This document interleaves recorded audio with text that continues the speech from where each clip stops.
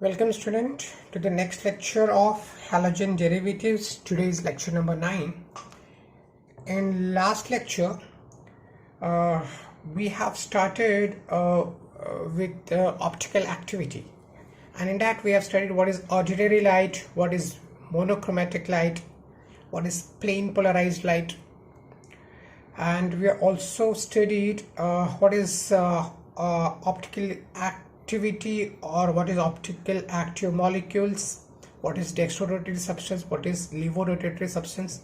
We have studied that. Right now actually the important part is optical activity. Optical activity, right? You remember what is optical activity, right? I told that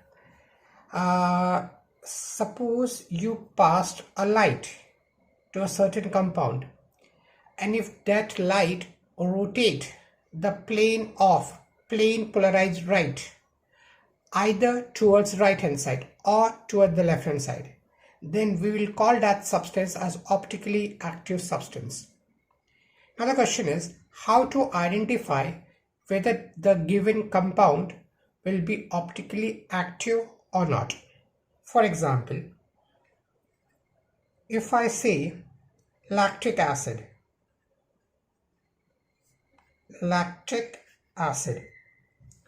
if question comes like this, find or explain about the optical activity of lactic acid.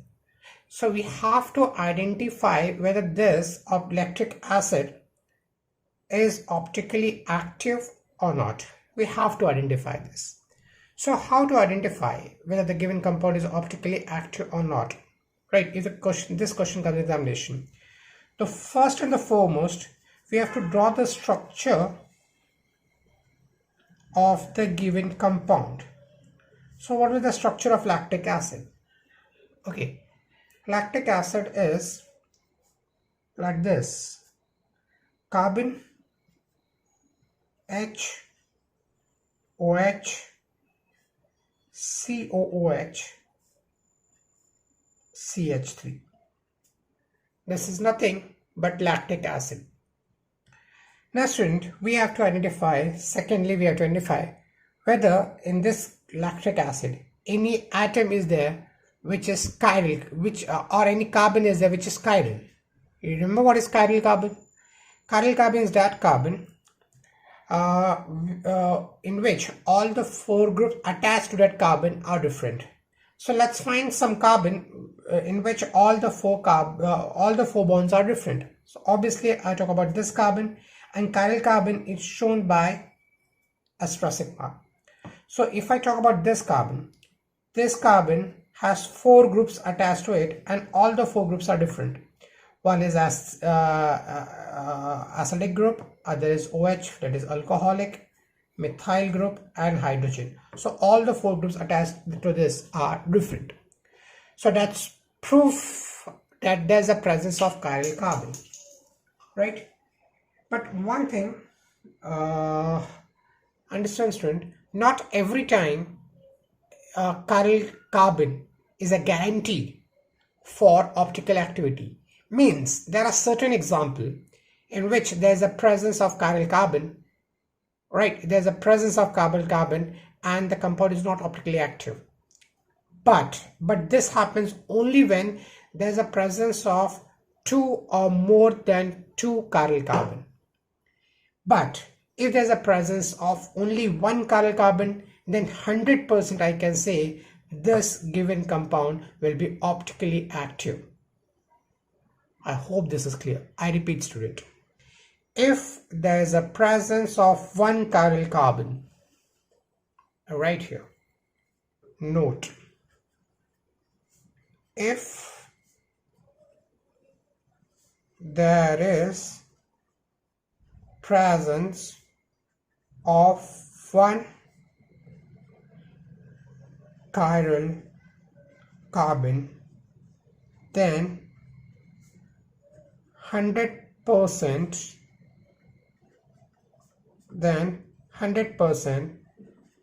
that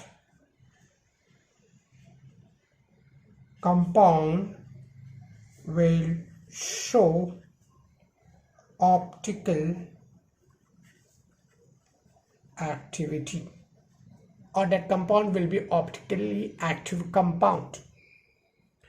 But if there is a more than one, suppose I say there is two chiral carbon, it may happen there's some internal compensation and the compound will be optically inactive. Clear? Okay. Now, so we are talking about lactic acid. This is the structure of lactic acid, right? Now we have to understand whether this lactic acid will show optical activity or not. So we find that yes, there's a presence of chiral carbon. If there's a presence of chiral carbon, that means it will show optical activity. Just student, one more thing I've taught you. That is, I taught you how to find the isomers of that. What we call as what? Stereoisomers, if you remember. Okay. Now, this lactic acid, how many isomers of this lactic acid will be present? My question is this. So let's again draw the structure. Okay. And as we see, there's a presence of one chiral carbon. To find the stereoisomer, there's a formula that is 2 raised to n, where n is the number of chiral carbon, right? So there's a presence of only one, that means 2:1, that is 2. So lactic acid will have 2 isomers. So which are that isomers? Let's draw it. Okay. I take C,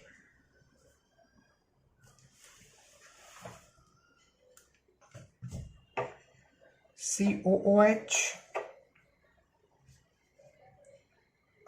Here I draw as H, CH3, and here OH. We know the structure is tetrahedral. I have drawn like this. Okay. Now this is one isomer of what? Lactic acid. But we know there's a presence of 2 isomers. So what will be that second isomers? Okay, how to identify that? It's very simple. Student, we have to keep one mirror in front of this. Suppose you keep a mirror in front of this. This is what? This is nothing but mirror. Okay, I kept a mirror. Now the image which will be seen will be exactly like this. Answer is no. Let's understand what will the image. COH will be this. But in mirror, this OH actually will look like this, right? Here, this will be H, this will be CH3. This is called non-superimposable mirror image. This is called non-superimposable mirror image. Now you have to understand what is non-superimposable mirror image, student. Suppose actually it's if I keep my hand like this and if I place a mirror over here, understand, then my thumb actually index finger is close to this, but if you look over there, right, this it will be look like this, student. It's not possible to show it like this, but understand, if I suppose if I pick it up, can I place exactly on this? Tell me, if I pick up this and if I try to put it on this, can I place it exactly? The answer is no. If I pick here, if I keep it over here, COH is going to cover COH, C is going to cover this C, right? This OH will come over here, right? Instead of H, here will be OH. Here instead of OH there will be H. CH3 will be covered, but OH and H will not be covered, right? So in that case I will call them non-superimposable mirror image. Understand, very important. When I say these are non-superimposable mirror image, that does not mean they are same. Are you getting? They are not same, but they are isomers of each other. I hope you're getting, student. These two compounds are not same compound. They are isomers of each other. And how I identify? I can identify by this. If two images are non-superimposable, then they are not same, but they are different. Since they are different, they are two different molecules. Understand? Right? And they are two different, their substance name is same. Right? Their many properties are same. Okay, but they are optically different. Understand, student? Suppose I say I'm talking about this. The melting point of both the compounds will be same. The boiling point of both the compound will be same. Refractive index will be same. Density will be same. These physical properties will be same. Some of the many chemical properties will be same, but only one thing will differ. And what will be differ? Their optical activity. What does it mean? It means that if I pass plain polarized light to this solution, not this one, I'm taking this solution. I pass that plain polarized light to this solution, then it will, if it will rotate the plane of plain polarized light towards the right, then I will call it is dextro, right? Or I will call as what? Plus. Is it clear? But if I pass plain polarized light, suppose I call this 1, this is substance 1, this is substance 2. If I pass plain polarized light to the solution of this, then the plane of plain polarized light will not rotate to the right, but instead it will rotate to the left. Right? If it rotates to the left, I will call as levorotatory, or it will shown by negative. So I hope you understood the difference. These two compounds will have most of the properties same. Melting point will be same, boiling point will be same, density will be same, refractive index will be same, many chemical properties will be same, but they will have one thing, or I say again, two things differ. First, there will be non-superimposable mirror image of each other. Secondly, their optical activity will be different. That is, the rotation of plain polarized light will be different. The angle may be same, right? For example, I say they will rotate 30 degrees, suppose to the right. Then it will also rotate 30 degrees, but towards left. That will be the difference. Okay, then such a compounds, okay, which show different optical properties, but others properties are similar, they are called enantiomers. They are what they're called? They're called enantiomers. I hope what is enantiomers. So enantiomers are stereoisomers compound, right, which have same physical properties, same chemical properties, but they have different optical properties. Clear, student? So I hope you understood what is enantiomers. These compounds are enantiomers. And also we can say lactic acid will show optical activity since there's a presence of one asymmetric carbon. Secondly, their isomers are of mirror image, right? This proves that lactic acid will show optical activity. Okay, now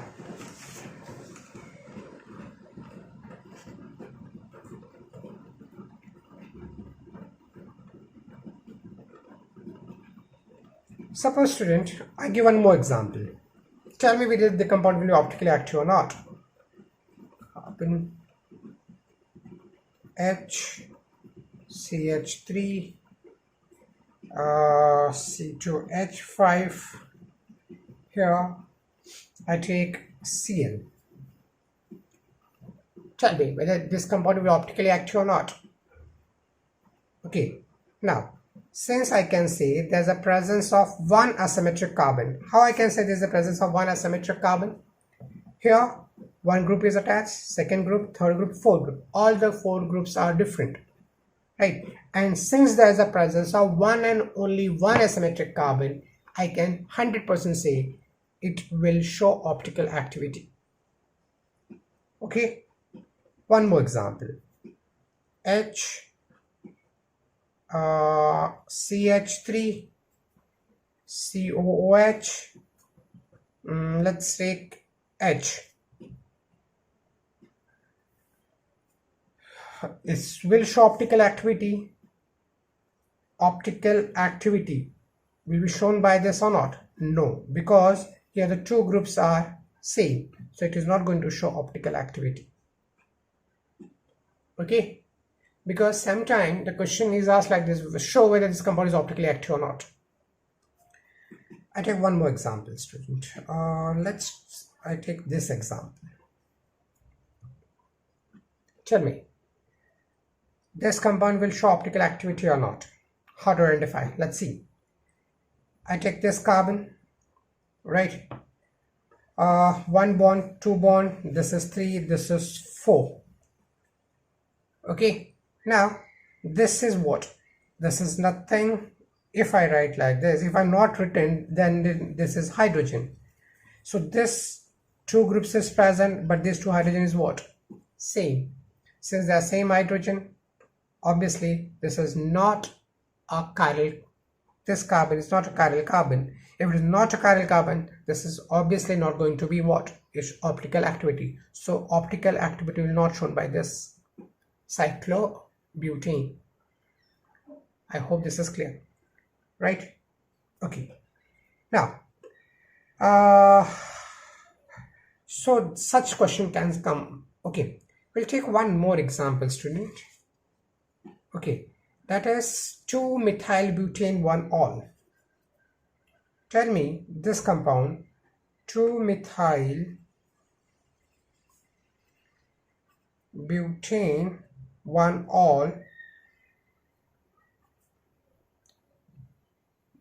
will be optically active or not. If such question comes, you have to prove. Okay, then how to prove? Let's see. First, draw the structure. Butane. Butane means 4 carbon, student. 1-ol means to 1 there's a presence of OH. Okay, suppose I write this OH, right? On second there's a methyl. If this is first carbon, this has to be second, this has to be methyl, right? And obviously the fourth one will be hydrogen. So if I draw the structure C, right, suppose this is H, this is C2H5, here it's a CH3, here it's OH, student, right? Okay, now so since this carbon, the 4 group attached are different, I will say this is a presence of what? There is a presence of asymmetric carbon, chiral carbon. Since there is a presence of chiral carbon, I can say this compound will be optically active. So since there is a presence of 1, formula of about stereoisomers will be what? 2:1, right? So 2:1 is 2. What is the second structure? Second structure I can easily draw, but we have to keep this in the front of what? Mirror. So let's draw the structure. H here. If I keep like this, okay, you're getting that. Okay, so the mirror image is what? Here there will be OH, here there will be CH3, here there will be C2H5. C2H5. They are not superimposable mirror image, right? Since there is a presence of non-superimposable mirror image, I can say they are optically active compound.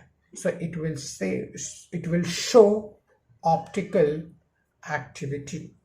It will show optical activity. And these two isomers are called what? Enantiomers, right? Now student, what about the boiling point? Tell me. Suppose I say this is dextro, so this will be D, or plus, this is levo, minus. If it is dextro, this is levo. If it is levo, this is dextro. Okay, boiling point of this compound is found to be 128.9 degrees Celsius. So what will be the boiling point? This exactly same, 128.9 degrees Celsius. If I find refractive index of this, student, refractive index is found to be 1.41. Here also it is 1.41, means they have same refractive index. But then what is the difference? Specific rotation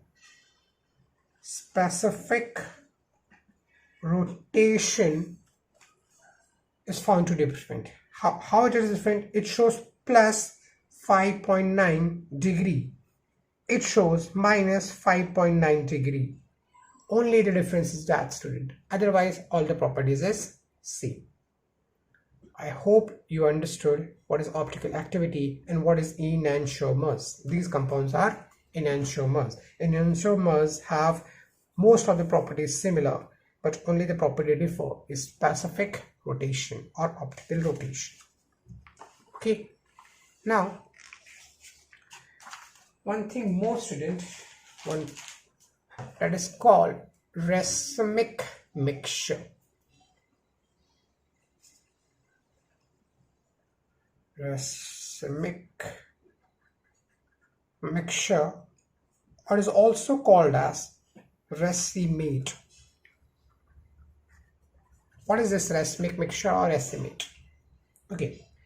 Now, I take same example, student. Let's see. This is what dextro. This one is levo, right? 2-methyl between one wall. This is also 2-methyl between one wall. Okay. Now, if I take equal mixture of this, right? If I take equal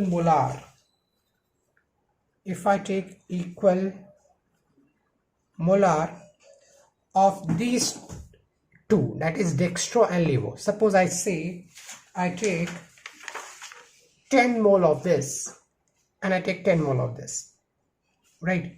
If I take 10 mole of this, I make a solution. This is going to rotate to the right hand side. How much? By 5.9 degree. This is clear, and this is a true data which is available, right? And if I take this solution, suppose I make another solution, and of this isomer, this is going to rotate to the left. That is true. They're called enantiomers. This is also true. But if I mix these two solution, right? If I mix these two solution and the solution which will form, I pass plane polarizer to that mixture. You're getting what I'm saying? If I take an equimolar of these two dextro and levo, I mix them up, and then to that solution I pass plane polarized light. Then in that case it is observed, okay, that this solution will neither going to rotate to the plane polarized light to the right hand side nor to the left hand side. Okay, it will become optically inactive. It is going to become what? Optically inactive. So the mixture, this mixture which was the isomers which actually is to show dextro and levo rotatory, but when they are mixed in equal amount, equimolar, now the compound which is formed is optically inactive. This optically inactive compound, the mixture, is called Racemic Mixture. This is what we call Racemic Mixture. I hope this is clear, student. Okay. Now, so what we studied today is about optical activity, and also we studied what is called enantiomers and what is Racemic Mixture. Okay, I hope you understood what is chirality. Right, if I take a glass, okay, and I keep that glass in front of a mirror, that glass which is in our hand and the mirror glass, okay, they are actually superimposable. Since they are superimposable, I can, without doing the experiment, okay, without performing experiment, I can say they are optically inactive. Okay, but if I found that mirror image and that compound are non-superimposable mirror image, then I can say that this compound is optically active. That means one of the isomer is going to rotate to the right, other will going to rotate to the left, right? And if I take a mixture of that, then that is neither going to rotate to the right nor to the left. That will be optically inactive, and then such a mixture is called Racemic mixture. Clear, student? I hope you understood, right? You can try many such examples. Okay, and in next lecture we'll be studying very important part, that is SN1 and SN2. For today we stop. Thanks for watching.